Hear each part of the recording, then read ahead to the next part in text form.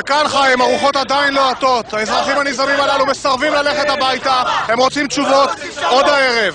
כאן יוגב נרתיק מחזיר את השידור לירושלים. רוצים מלחמה! מה? זה הכל? זה הכל.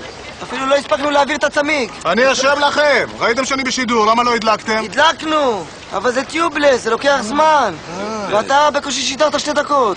מה אני אעשה? חיים רוצה חזרת השידור. דורך עליך, אתמול הייתה בוקרן נויבך 6 דקות נתן לה, 6 דקות שידור. אולי הוא יחזור אליי בסוף המהדורה. בטח.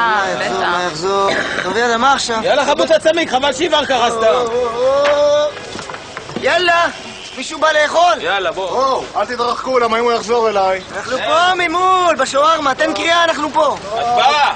אין לי תאבון. אז אולי משהו לשתות, אני יודע. בואי, אני אזמין אותך לאיזה קימי. בוא כבר, מה אתה משפיל את עצמך בשרמוטה הזאת? בוא. אמא שלך שרמוטה. למה קלה? למה? אם קלה, לא התחיל. תהי בוא, יאללה. אני יושב שם, אתה חושב שראו אותי? אין צ'אנס, אתה רוצה שיראו אותך? כן. תעמוד מאחוריי. איך מאחוריך? צפוף פה. בשביל מה אתה מגבניק? אין עם מי לעבוד, יאללה. סלח לי, למה אתה לא לוקח בנות? יידיש. מה? אימא'לה. אל תפחדי, איך אני אגיד לך את זה? אני פה... מסתכל עליך כל ההפגנה, לא יכול להפסיק להסתכל. מה אתה רוצה להגיד בזה?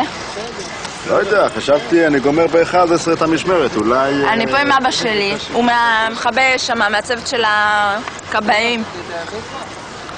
אז איך אולי בכל זאת ככה, את יודעת, אפשר לראות אותך. מבקש להבטח ביד אליהו, אני תמיד שמה.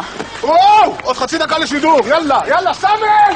מקום גדול יד אליהו, איך אני רואה אותך? איפה עופר שלח? אני מאחוריו! וכאן חיים, הרוחות עדיין סוערות, אני מציע שנשוחח עם אחד האזרחים הנזעמים הללו.